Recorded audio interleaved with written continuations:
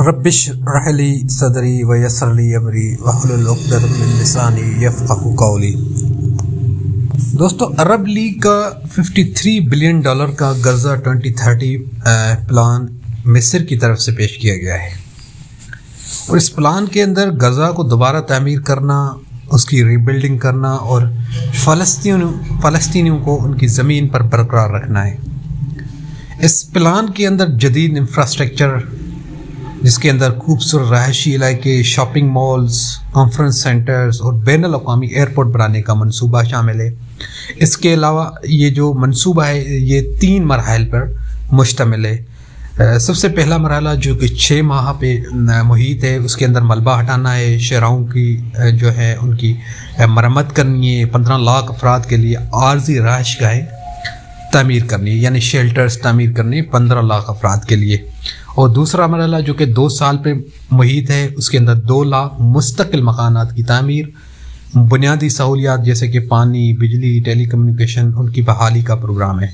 اور یہ تیسرا مرحلہ ہے جو کہ 2 سے 3 سال پہ مشتمل ہے، اس کے اندر مزید 2 لاکھ مکانات بنائے جائیں گے، 600 ایکڑ کا صنعتی زون یعنی اسپیشل اکانومک زون بنایا جائے گا، ماہی گیری بندرگاہ ہوگی، تجارتی بندرگاہ ہوگی، اور ساحلی سڑک اور بین الاقوامی ہوائی اڈے کی تعمیر شامل ہے۔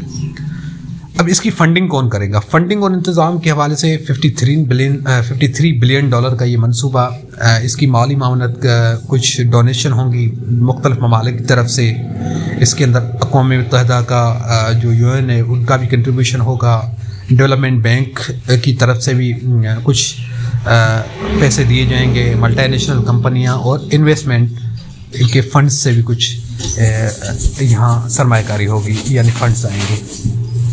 اب اس کا انتظام کون سنبھالے گا؟ انتظام کے لیے آزاد فلسطینی ماہرین جو ہیں اور ٹیکنوکریٹس پر مشتمل ایک ٹیمپرری، جس کو کہیں کہ ایک عبوری انتظامیہ کا قائم کی جائے گی۔ اب سیکیورٹی انتظامات کے لیے مصر اور جارڈن جو ہے وہ پیلسٹینین پولیس کو ٹرین کریں گے، اور اس کے علاوہ اقوام متحدہ کی سلامتی کونسل اور پیس کیپنگ فورسز جو ہے ان کی شمولیت کا بھی امکان ہے۔ سیاسی اور انتظامی چیلنج کی اگر بات کریں تو حماس نے تعمیر نو کی حمایت کی ہے، لیکن اس نے اسلحہ چھوڑنے کی سے انکار کر دیا ہے۔ فلسطینی اتھارٹی مستقبل کے کردار پر مطلب ابھی تک ایمبیگوٹی ہے کہ اس کا کردار کیا ہوگا اس کے اندر، یعنی غزہ کے میں 2006 کے بعد کوئی بھی انتخابات نہیں ہوئے ہیں، اور یہ بھی توقع ہے کہ اگلے سال ہو سکتا ہے الیکشن کی طرف بھی جایا جائے، لیکن اس کی ابھی تک مطلب کنفرم نہیں ہے کہ وہ انتخابات ہوں گے کہ نہیں ہوں گے۔ اب دیکھتے ہیں بین الاقوامی رد عمل کیا ہے۔ انٹرنیشنل ریئیکشن کی بات کریں تو حماس نے تو اس تعمیر جو ری بلڈنگ ہے یعنی ریکنسٹرکشن ہے اس کی سراہ کی ہے، اس کو سراہا ہے، مگر اس نے ڈس آرم ہونے سے یعنی اسلحہ چھوڑنے سے انکار کر دیا ہے، اور پیلسٹینین اتھارٹی کے جو اس کے اندر ممکنہ واپسی ہے غزہ کے اندر، اس کو بھی انہوں نے قبول نہیں کیا۔ اسرائیل نے ٹرمپ کے منصوبے کی حمایت کی ہے جو کہ فلسطینیوں کو کہیں اور آباد کرنے کا حامی تھا، اور اسرائیل نے بھی ایک طرف سے اس کو ریجیکٹ کر دیا ہے۔ USA نے اس منصوبے کو ریئلٹی کے بالکل حقیقت سے دور تصور کیا ہے، اور انہوں نے کہا ہے کہ یہ جو ہے حقیقت سے دور منصوبہ ہے اور یہ دیر پا نہیں ہوگا۔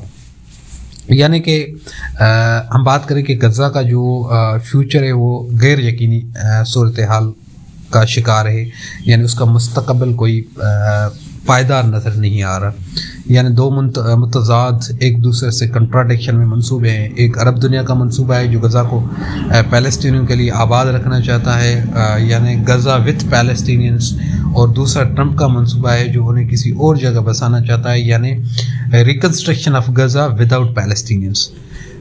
تو امن کا قیام اور غزہ کا مستقبل تاحال غیر یقینی کا شکار ہے، اور ہم دیکھتے ہیں کہ فیوچر میں کیا ہوتا ہے۔ تب تک کے لیے اجازت دیجیے، خدا حافظ۔